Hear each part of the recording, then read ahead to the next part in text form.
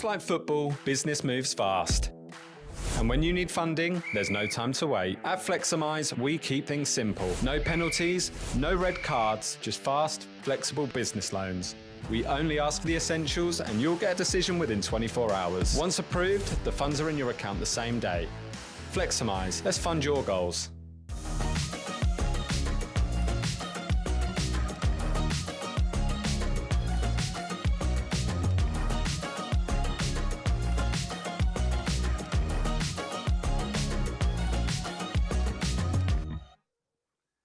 Town fans, hello and welcome back to Matchday live streaming as always on X, YouTube, Facebook and Town TV, proudly brought to you by our headline digital partner Fleximize, the UK's award-winning lender offering fast, flexible business loans. Tonight, business again as Town head to the Valley to face Charlton Athletic, the first of 3 away games in 7 days as Ipswich push hard for that second automatic promotion spot. The table is tight, the games are running out, and 3 points tonight would be a massive move in the right direction. It's a big evening for the Blues and we'll be backing them all the way.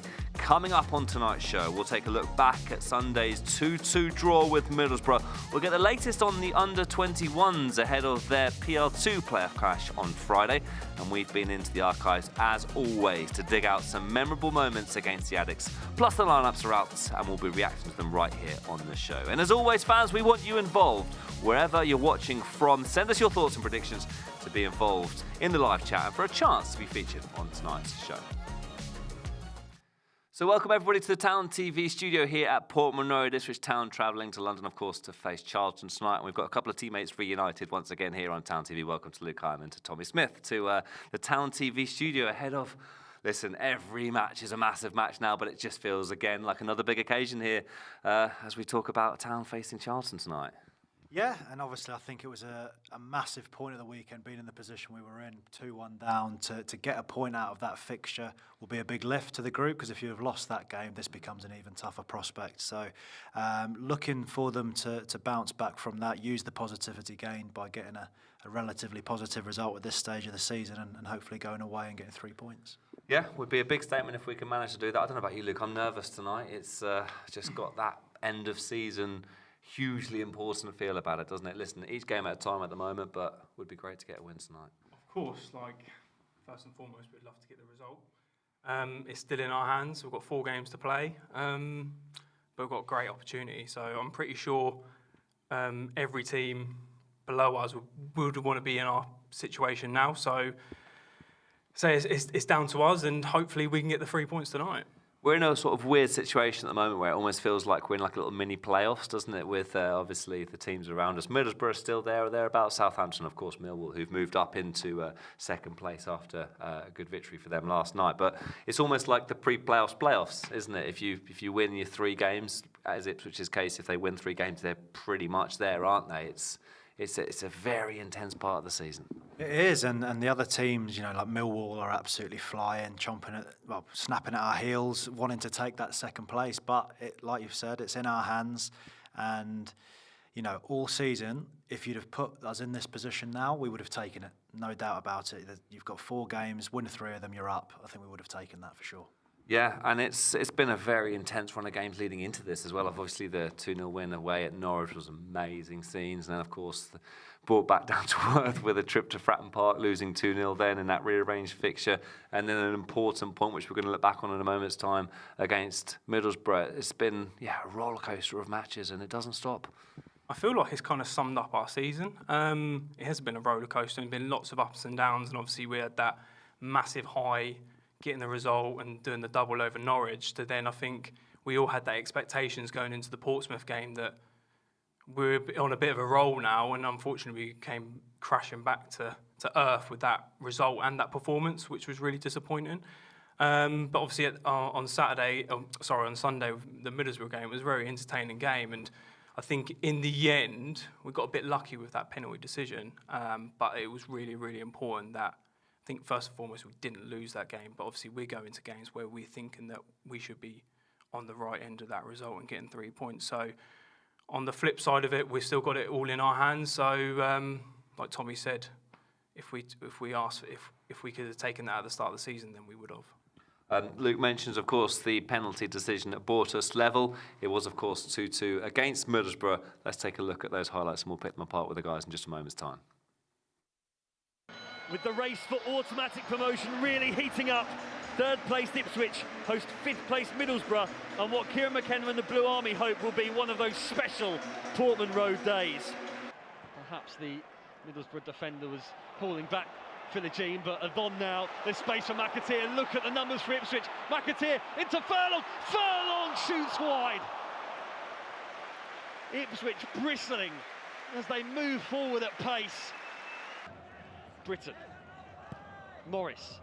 First time into Brown. Brown cutting it across into the 6-yard box. The Middlesbrough open the scoring. To really make it stick and do something to create a chance. Furlong spots the run of Adon. Adon backheeling it to McAteer. McAteer!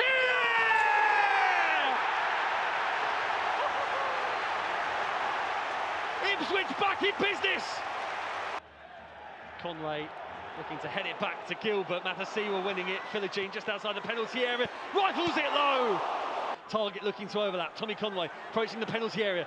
Trying to work a shooting opportunity. Conway into Brown. Brown unmarked. Digs it back from the byline, stands it up towards target, drops for Gilbert, and it's blocked on the line by Matasiwa, and then the loose ball is gathered by Christian Moulton. Because Callum Britton is sliding it down the right channel for David Strelec. Look at the red shirts now flood forward. Strelec outside the penalty area, into Britton, saved by Walton, turned in by Conway. 2-1 Middlesbrough. Silvera helps it into Conway first time, but then Mametti in space right side. Mametti trying to flash it across towards George Hurst. Hurst has gone down. He feels that he was pulled back, and the penalty has been awarded. Ipswich supporters hoping that he can't do that here. Jack Clark has scored pressure penalties already this season, and he's scored another! Well, we've played the 8 minutes that have been added on. Neil is going to send it forward. Greaves is going to look to rise and head it back across. It's cleared away out of the penalty area. The final whistle blows, and it is here at Portman Road. Absolute roller coaster of a match. Ipswich Town 2, Middlesbrough 2. I mean, I almost feel those anxiety levels watching that back again. So much to pick apart from that match. But I think ultimately a really entertaining game of football. And we're in the entertainment business, and it was a fun game to watch. It would have been great to have got a winner though. For a neutral, it would have been a great game to watch. But obviously, as an Ipswich fan, you want to see that being a bit more control. You know, that's been what they've based the success on this season, is controlling fixtures and not letting it become transitional and end-to-end, which is what that game became. And it suited Middlesbrough down to the ground. And I think they played really well second half. And we've done well after going 2-1 down in the second half to actually come back and nick that point in the end. You're looking at the goals, you know, I think the first goal, Greaves and Dara will probably be a little bit disappointed. You never want to leave that corridor open for an easy tap-in for a striker. So that's something that can be sort of tightened up on a little bit moving forward. But again, you've shown great character to come back from being down twice. And at this stage of the season, character can sometimes matter more than actual performance. Interesting thoughts. I think on the balance of the two halves, Ipswich were probably unlucky not to be ahead in the first half. I think we were probably the better side. Obviously, Middlesbrough went one up. Brilliant goal from McAteer, by the way, to bring us back on level terms.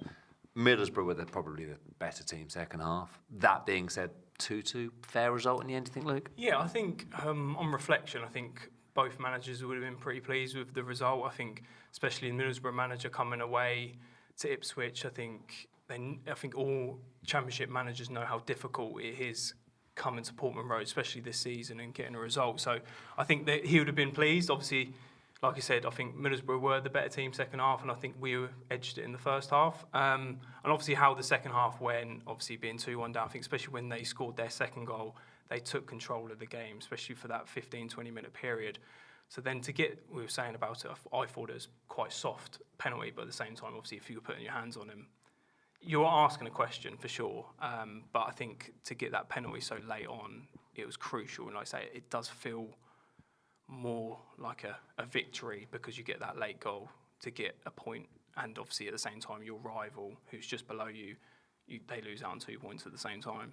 A huge pressure moment, by the way, for Jack Clark to step up and convert that penalty, because if he misses that, obviously the crowd aren't going to be too pleased with that. It's a huge responsibility to step up and take those penalties, and fair play to him. He's converted a few this season now, and he seems to be a very, very competent taker, which in the run-in can be important as well.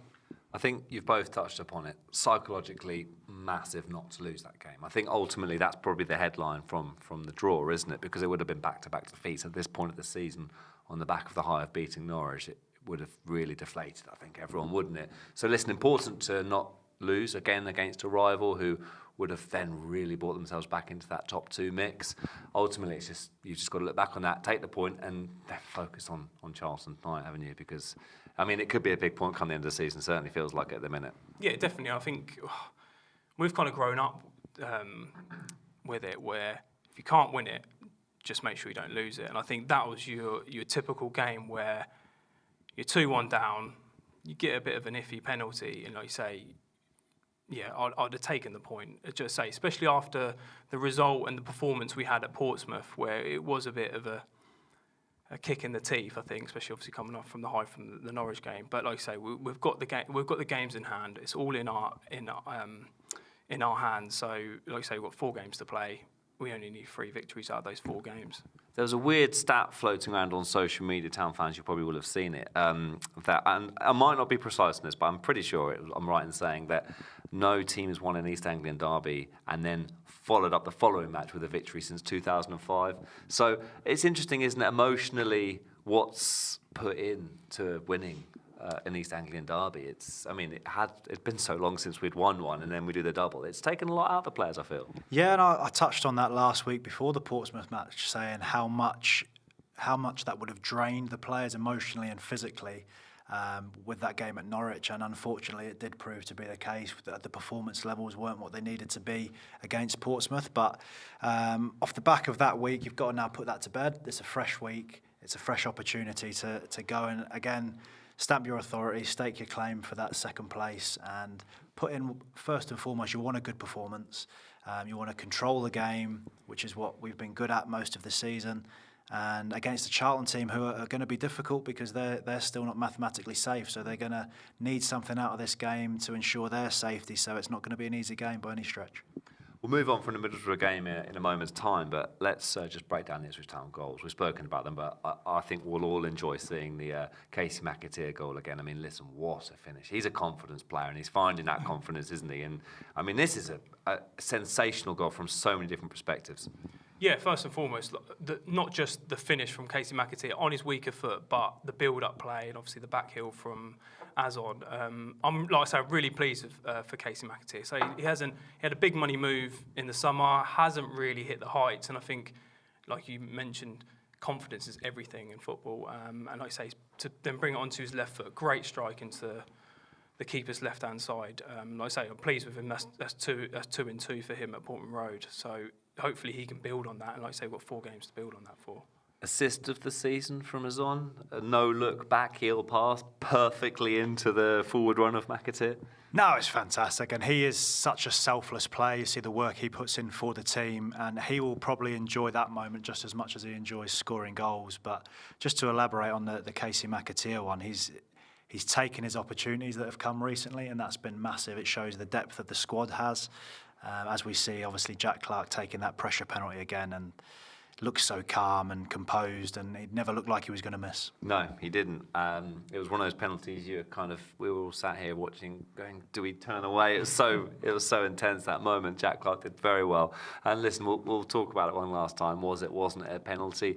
At this point, it doesn't matter. And Ipswich have had some decisions go against them. I think there's been a lot of topic amongst other Championship fans that, it's been fortuitous in the last few weeks, but then memories can be short. We, probably should have had a penalty against Leicester, probably shouldn't have had a penalty against Stoke. I think, Luke, you've mentioned it before. These things balance out over the season. I think it's very cliche where you say that obviously they do even themselves out over the course of the season. But at the same time, I think I'll take that bit of luck, especially going into the back end of the season where we're actually on the right side of it. And I think even going into the Norwich game where that penalty was very, very soft. We could have even given away a penalty with Ben Johnson on, I think it was McLean. And then at the same time, Nunes could have easily got sent off. So we've got to take that little bit of luck at this time. And I say that's only a good thing. Yeah. That we're having that little bit of luck with the running we've got. Totally. We'll take the luck when it comes, won't we? Listen, it's a busy week for Ipswich Town. The Ipswich Town women are playing against Sheffield United this evening, so good luck to Ipswich Town women. Plus, the under-21s are in PL2 action in the playoffs against Brighton. We've caught up with John McGreal to hear his thoughts. You've mentioned it probably already, but the lads, it's a brilliant group this year, isn't it? Something that the academy tries to do here is create good people as well, and there's certainly some of those in this group, isn't there? Again, I think it stems from the environment that all the staff try and create, right the way from Ben, right the way through into the 18s now as well, because of the integration with the under 18s coming throughout the season. So no, it's a great place to work, and I think the evidence is in what you see on the pitch with the lads. You know, they've really, you know, put a hell of a shift in throughout the season. And times have been tested, times when we've had to come back from, you know, being a little bit low from negative results, and the boys have tended to do that on a number of occasions this year. And we've talked about like the transition and creating that pathway as well. That stems further down, doesn't it? So we've got 18s playing in our 21s. How important is it for them to get these minutes in PL2 as well? It's huge, and again, opportunity knocks, as you say, whether the boys go out on loan, whether they've at the internationals, whether there's injuries and suspensions. Opportunity knocks, and as you've seen throughout the season, if the opportunity is there and you deserve the opportunity, you'll get an opportunity. You know, the opportunity is the word that's used quite a lot, but you've got to earn it. And sometimes when you do get it, you've got to then grab it, because as you've seen, you know, there's a lot of competition for places, and we want to keep that as well, because that then, you know, brings a little bit of a winning mentality, and that's what they'll need for their next step in their development. And it'll be a great occasion Friday as well for the lads to play in front of our own fans as well, of course. So hopefully a good result for them, and hopefully they can go out and, you know, make an impression.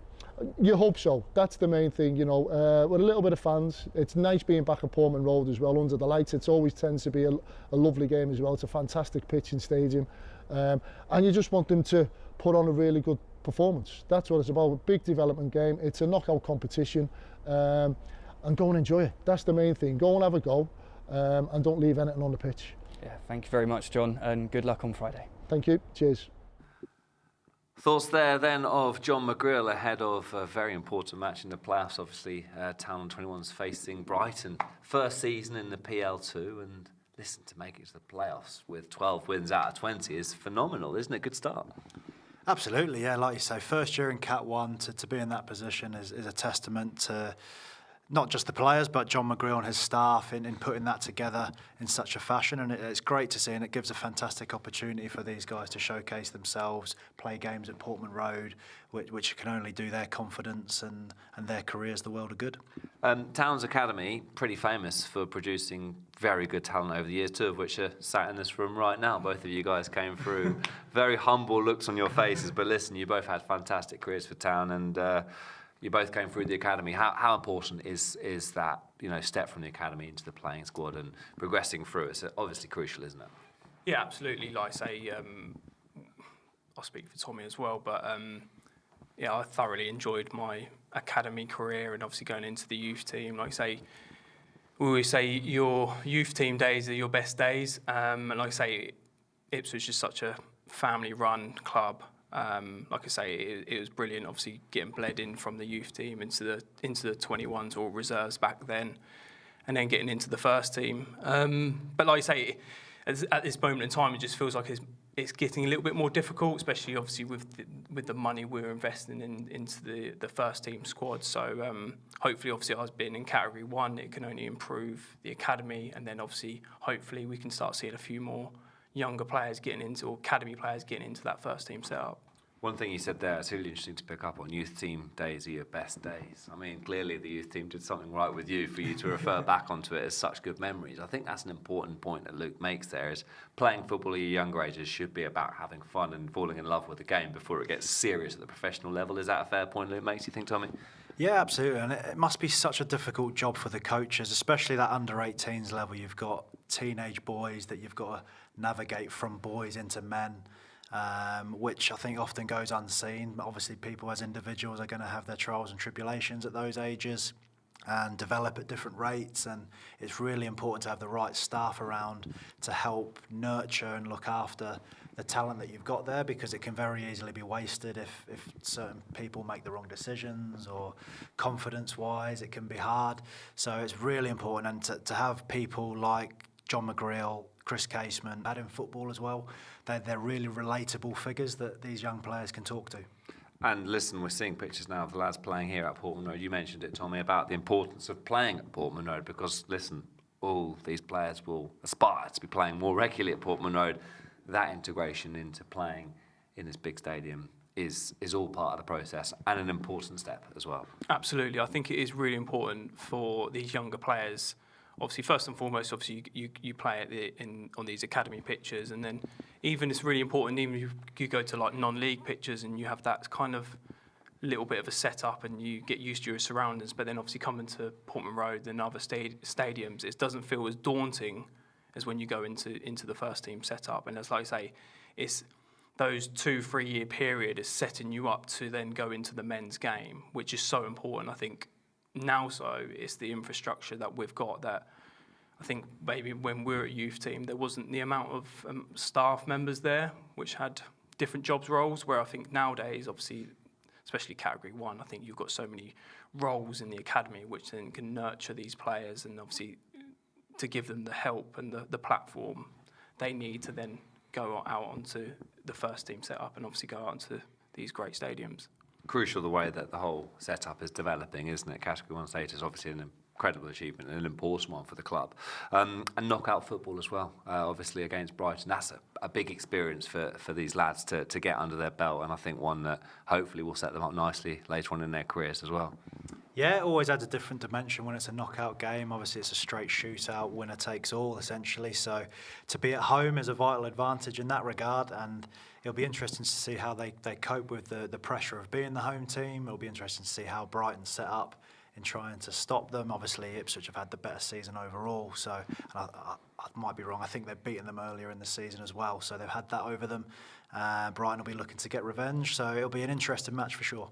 And just finally, any words of advice for the lads? Listen, you came through the youth set up here at Ipswich Town, had great careers going on, and both playing in playoffs and big matches, of course.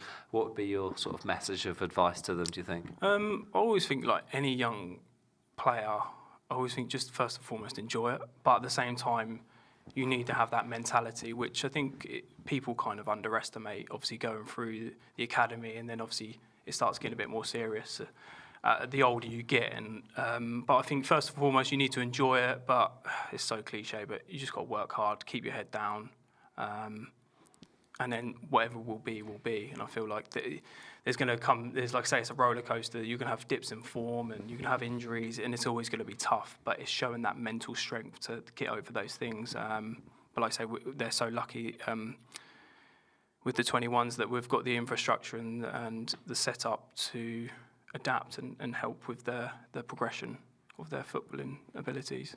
Nicely put, good advice. Listen, tickets are still available for Friday night's clash if you can come down and support the lads, and if you are unavailable to come, you can catch all the action right here on Town TV. So that's available to subscribers. Hopefully you're able to watch that on Friday night. Right, we are going to rewind the clock. We love a Tommy Smith goal here on Town TV, so we're going to watch another one. There was a few, and we're recounting all of them as the season progresses. The latest one is back in 2014, I think it was, against Charlton in a 3-0 victory when you opened the scoring. Let's remind ourselves of that match.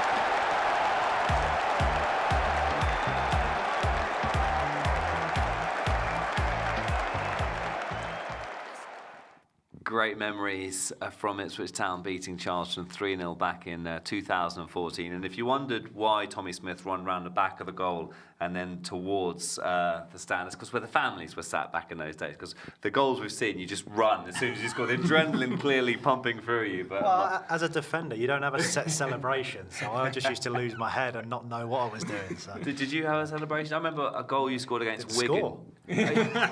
Wigan away, 2015. It was a nice little tap in, wasn't it? Oh, you were very cool, by the way. I remember it. That's harsh.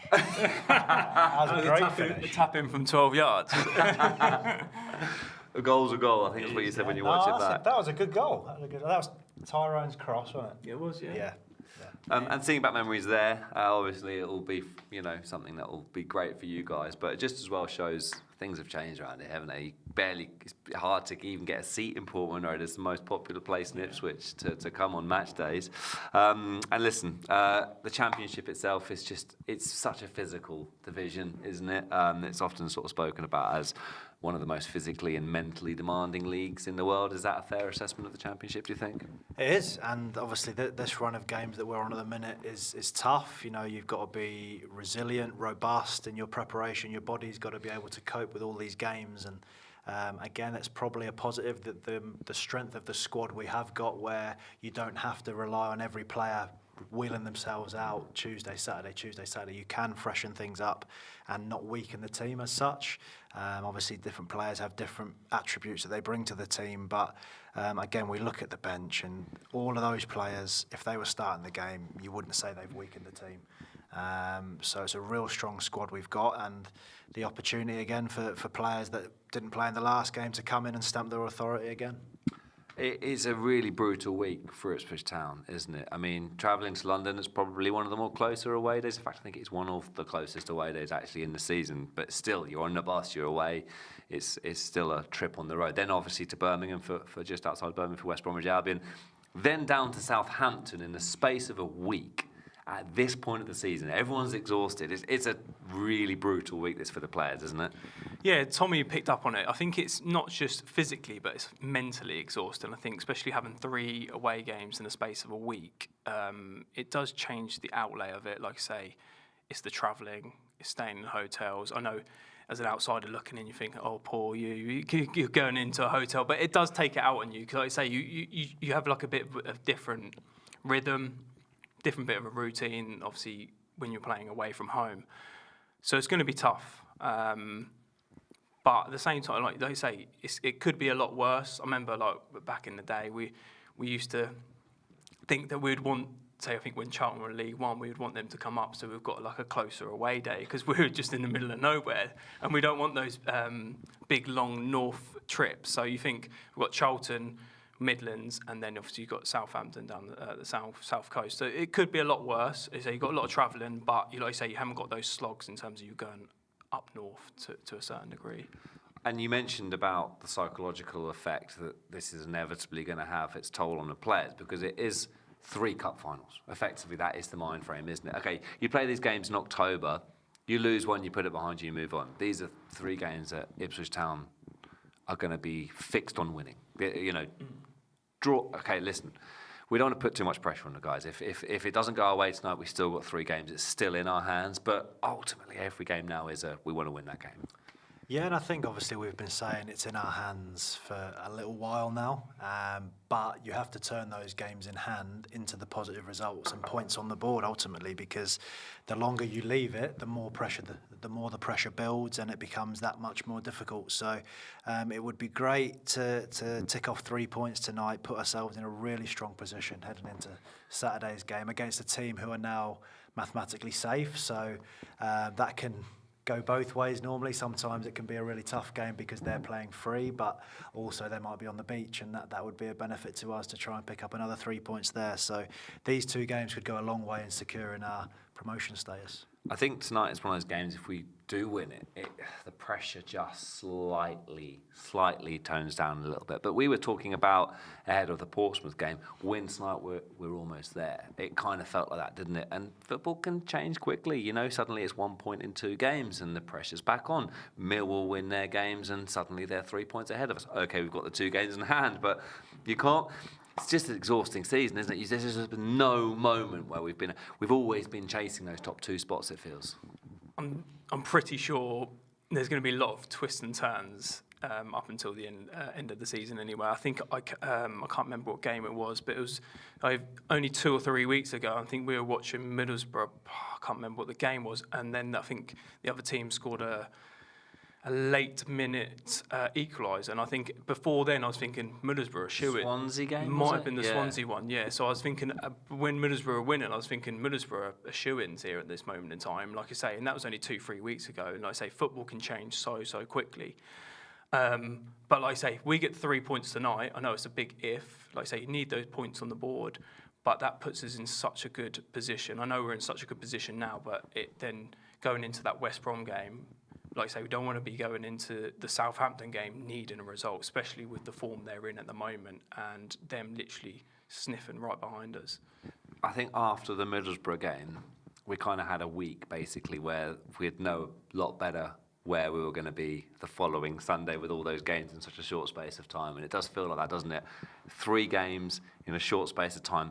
After those 3 games, we can take a look at where we are then. But listen, all focus on Charlton tonight. We're going to continue our build-up. I feel like we need a little bit of a break from the build-up. I'm exhausted just thinking about tonight's match. Let's turn our attention back to 2022. And I'm not sure this is going to be a lot of Town fans' favourite away match. I think you guys know which game this is. This is the 4-4. When Town were 4-2 up in injury time and then Charlton scored 2 late goals. But a little reminder that it's never over until it's over. Let's remind ourselves of that dramatic match.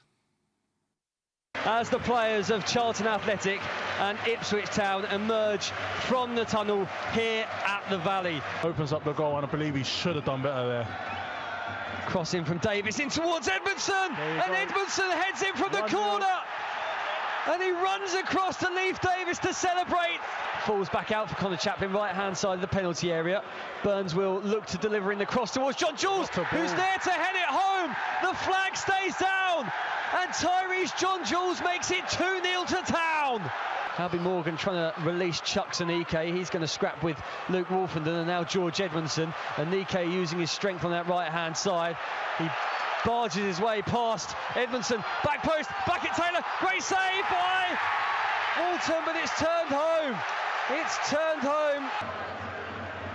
Nobel clipping it forward, Morsey winning the header in midfield, Dobson running onto the loose ball.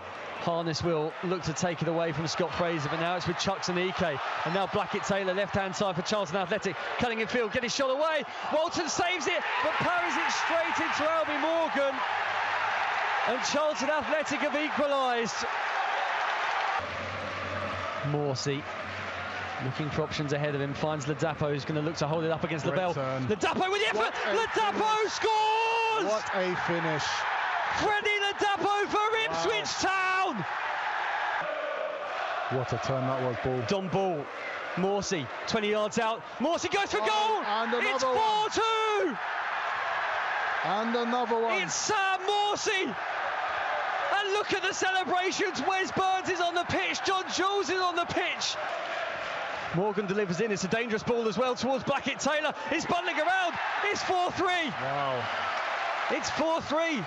Great strength from Anike. He'll drive forward. Is there one more chance for Charlton Athletic? Harness loses his footing. Here's Stephen Sessegnon.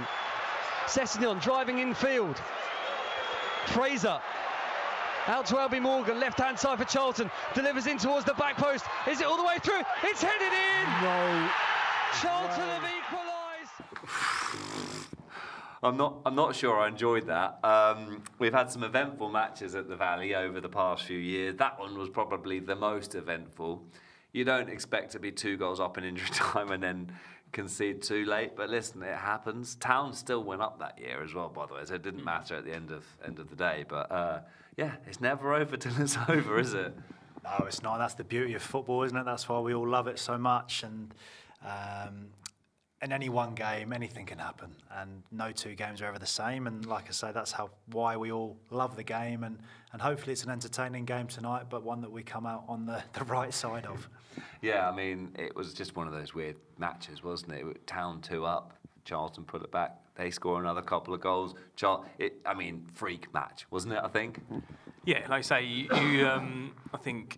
I know as a neutral it would have been great, but obviously at the same time as a Charlton and Ipswich Town fan, you're definitely getting your money's worth out of that game. So, but yeah, like Tommy said, that's why we love the sport that we're in, is that you just can't tell what's going to happen. Anything can happen.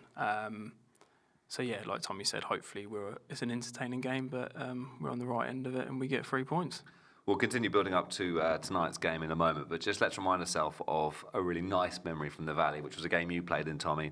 I can't remember the year. I want to say it was 2014-15 season, when Noel Hunt scored the 96th minute winner, ball in from Tyrone Mings. You were reminiscing about it. Didsey with a good touch, and then Noel Hunt scored the 96th minute winner, which probably we didn't deserve at the time. Do you remember that match, Tommy? I do, and I remember as soon as the goal went in, me and Chambo were on the halfway line and just sort of collapsed into each other's arms in an embrace.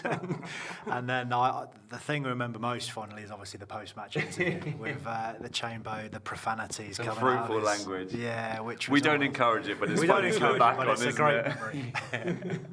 Great stuff, good memories. So listen, another big match tonight, and talking back of these memories of playing at the Valley, just goes to show, doesn't it, that there are no easy matches, especially in the Championship, and Charlton are nearly there in terms of their safety and security, but obviously they had a great result against us here at Portman Road earlier in the season. I think one of the few teams to come here and really put in a performance. They came away 3-0 victory, obviously, in that match. So we've got to be at it tonight.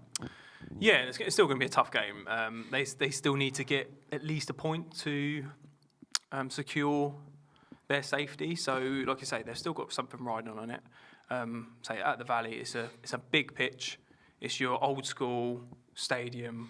So they do make it like a bit of a fortress. So it's going to be tough. But I'm pretty sure I saw a stat where they haven't actually scored more than one goal in over 10 games. So they don't have the best of records in terms of scoring goals at the moment. And Score 2 and we're looking good then, basically. Yeah, exactly. And like I say, we've got a great record in terms of keeping them out of the back of the net. So bodes well, but that's stats. So yeah, we'll see what happens. But I still expect us to get the 3 points tonight. But like you say, pressure does really, really weird things to you. True. When you reflect back on the match here at Portman Road, which Charlton obviously won 3-0, it was one of those games I feel that the scoreline was probably quite generous of Charlton. I think Akbom hit the crossbar at 0-0. Had that have gone in, we would have gone 1-0 up. It would have been a different game. Their goal pretty much looked like it went out for a corner. When you see the replays, it definitely looked like it went out. Again, we talk about these things evening themselves out over the season. So, okay, they beat us, and fair play to Charlton. They played brilliantly that night. But, it's no point in reflecting on that tonight, really, is it? It's a different game, different circumstances, different pressures, and we just got to go out there with a fresh outlook. You say that, but you never want to get beaten by the same team twice in a season. So there'll be an element of wanting to go out and get revenge on them as well after the earlier result. And that adds another dimension to it. That you want to try and distract yourselves from the pressure that is obviously going for promotion, and just by reframing it a little bit and just saying, we want to beat them because they beat us earlier in the season, not because that puts us one step closer to the Premier League. I think it can reframe it and psychologically take a bit of the pressure off yourselves. I think they'll be doing that. And like we say, you look at the teams on paper, and we should be beating this Charlton team, but football does not work like that, and they will be fighting for their lives. They'll want to spoil our promotion party, for want of a better phrase, and it'll be a really interesting game to see how it pans out. Yeah, and we talk about teams and squads with big... I mean, look at what's happened to Leicester. Obviously, their relegation to League One confirmed last night, and it's just been a funny old season. I mean, you look at Spurs in the Premier League, they could be on the verge of being relegated to the Championship. Bromley versus Leicester could be a fixture next season. Leicester won the Premier League in 2016 when Bromley were mid-table in National League. Football's never predictable. That's partly the reason we love it, but it also makes it very edgy to watch. So, listen, we're in for a ride tonight, I think, aren't we? Let's talk about tonight's starting lineup, because the lineups are in.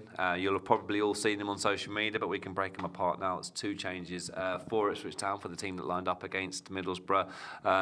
Leif Davis has had a slight knock, so he doesn't make the matchday squad.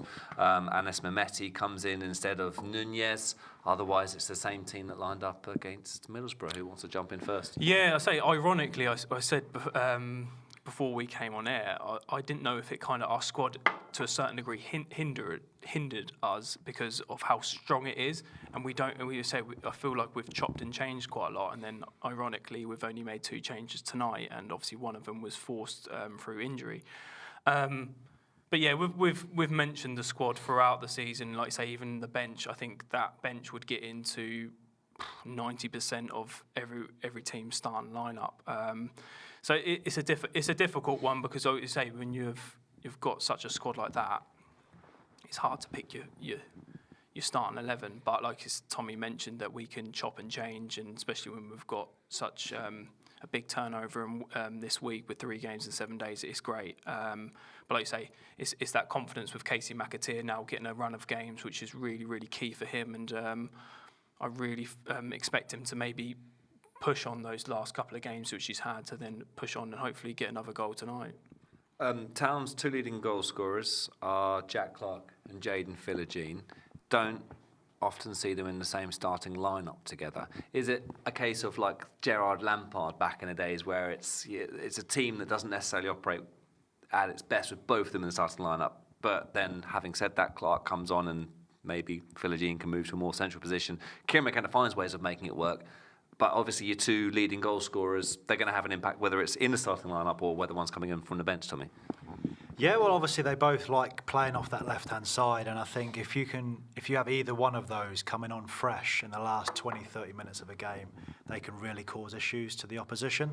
And I mean, Philogene earlier in the season was almost unplayable at times, and when he went down with his injury, you didn't know how that void was going to be filled, and Jack Clarke has stepped into it magnificently.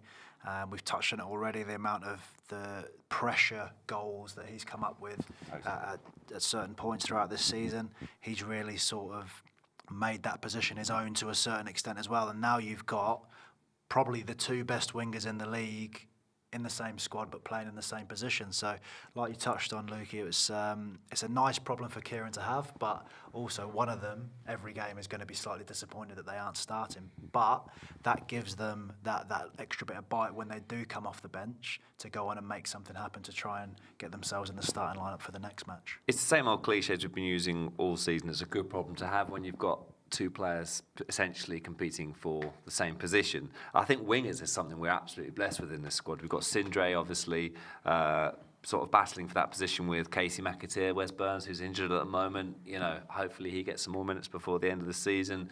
Left and right wings looking pretty stocked, isn't it? And as a result, we've had a lot of success from both wings.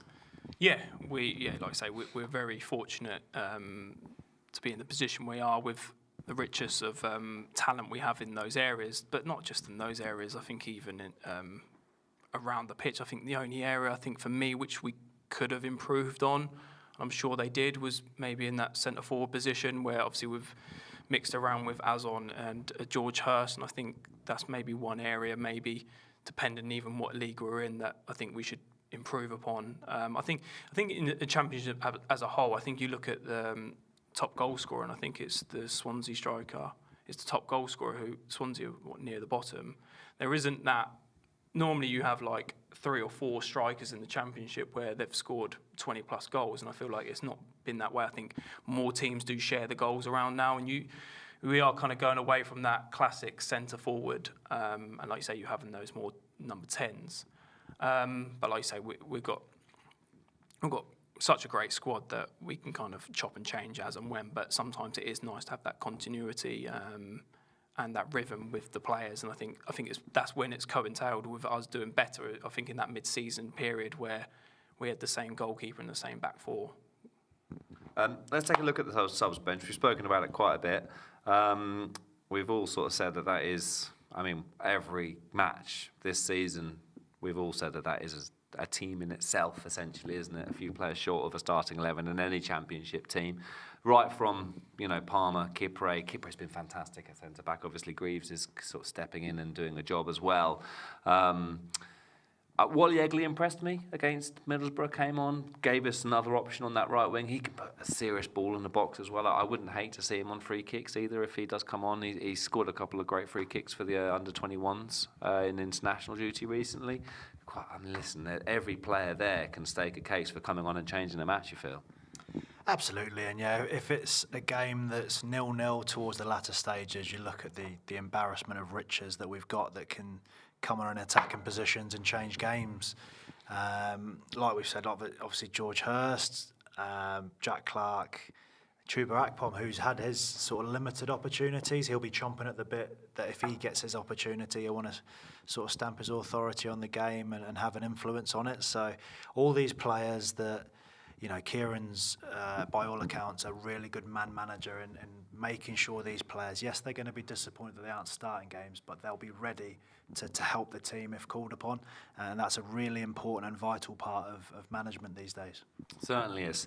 Let's take a quick focus on today's opposition. Charlton Athletic. Glenn has been doing some research.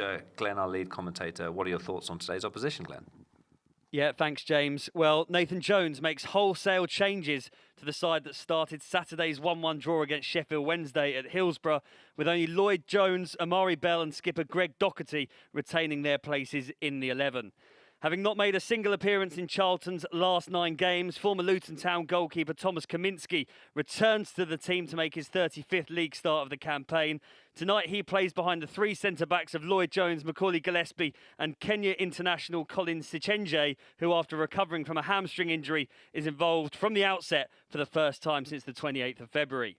With Harry Clark unavailable to face his parent club, Jayden Fevrier will operate as the right wing back, whilst Amari Bell will play on the left. Former Rangers and Hull City man Docherty will be joined in the midfield 3 by Connor Coventry and Joe Rankin Costello. And up top, Tyrese Campbell will be partnered by the winner of last season's League One Golden Boot, Charlie Kelman, whose 23 goals for Leyton Orient on loan from QPR earned him his summer move from West to South East London. On the bench, former England international Connor Cody is joined by the likes of Sonny Carey, Matty Godden and Lyndon Dykes. Thank you, Glenn. We've had some very entertaining trips to the Valley over the past few years. You'll remember back in 2022, we heard your commentary a little bit earlier on in the show, a 4-4. Hopefully it's a little bit more straightforward for Ipswich this evening, but the Valley has put some good matches up over the past couple of years. I was writing my intro for tonight's game, James, and was saying that, routine win would be lovely for Town fans tonight. That 4-4 was quite remarkable. 4 goals in added time. Ipswich found themselves 4-2 up in the 94th minute. Remember being there, and it was just absurd. No other word for it, really. Hopefully, like you say, it's a little bit more straightforward this evening. We'll take any win, however it comes, though. Glenn, thank you very much. Glenn will, of course, be on commentary with Cole Skuse this evening. We're only just over 10 minutes away from kickoff, so anticipation for tonight's match is growing by the second. We saw some shots from the changing room a moment or two ago, and we can now catch up with Ipswich Town captain Dara O'Shea, who's with Town TV's Jacob Henderson. Dara, Wednesday night at the Valley, how are you and the guys feeling? Really looking forward to it. It's a great game for us. Obviously it's going to be massive away sport following us, so really looking forward to going out and putting a good performance in for the fans. What are the things that you want to carry forward from Sunday, and if there are any areas, what do you want to improve on? I think for us today it's important we attack the game, we don't wait, we go for it, and we're together as a group, We know it's going to be a tough game, and they're fighting to stay in the league as well, so both teams have got something to play for, and we've got to be there in every duel and play our game and bring the intensity. What do you expect from the match and those duels? Yeah, look, it's going to be a tough game. It's not going to be easy. They're not going to roll over, but we've got to focus on ourselves and really attack the game and see if we can score early and go from there. You've mentioned the packed away end. How important is that, especially in an away game at this stage of the season? Yeah, it's always important, but you come to these moments of the season, it's probably even more important, and they've been there every game for us, and we really appreciate their support, and it means a lot, and it helps a lot too. So I've no doubt that they're going to be here in their numbers and loud voices today. Good luck, Dara. Dara looking absolutely locked in there, talking to Town TV's Jacob Henderson. Listen, we're not too far away from kickoff, so the nerves are settling in, and I wanted to see if you guys had any thoughts about how this one could pan out in terms of maybe how the match begins, and then ending with perhaps a couple of predictions as well. We'll start with you, Tommy. Yeah, I think it'll be a cagey sort of opening. I think they'll look to stifle us, really, knowing that we're probably the more dominant force. We'll look to control the game using possession, obviously as we normally try to do. But I'm fairly confident that we'll get the job done tonight. You know, off the back of 2 results that ultimately have been slightly disappointing, I think they'll bounce back tonight. And are we going for a prediction yet? Or I'm going to go 3-0. Okay. So you're saying they beat us 3-0, it's now our turn to beat them 3-0. We'll take that. Luke, what about you? Yeah, similar to what obviously Tommy said, I fully expect them obviously just to sit into a back 5 and then just hit us on the counter attack. I think that's where we struggle at, is when teams sit in against us and don't come out against us. But I'll be honest, I was going to go for 3-0, but I'll go for 4-1 instead. I was going to say 4-1. Interesting that the sorry, three I've of taken us. it. That's okay. all 3 of us predicting that we're going to win by 3 goals. I would absolutely take a 1-0 right now. We could be completely wrong, and that could be the case. And without, you know, we could lose tonight and still win the following 3 games and still finish in second. So, okay, we want to win tonight, but listen, we'll just take each step at a time on this roller coaster that is the 2026 year so far. It's been an intense one, hasn't it? Listen, thank you both very much for your contributions on tonight's show. And that's pretty much it.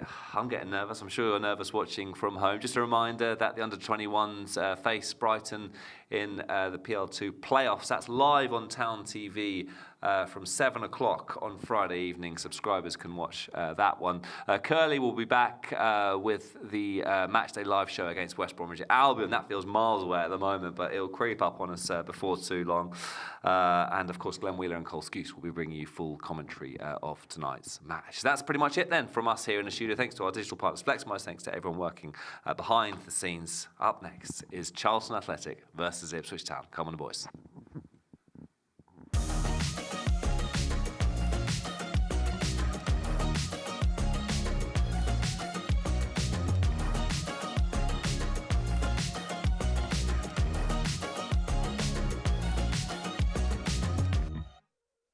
Just like football, business moves fast.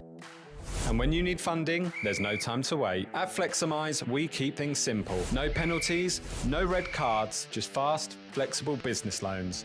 We only ask for the essentials and you'll get a decision within 24 hours. Once approved, the funds are in your account the same day. Fleximize, let's fund your goals.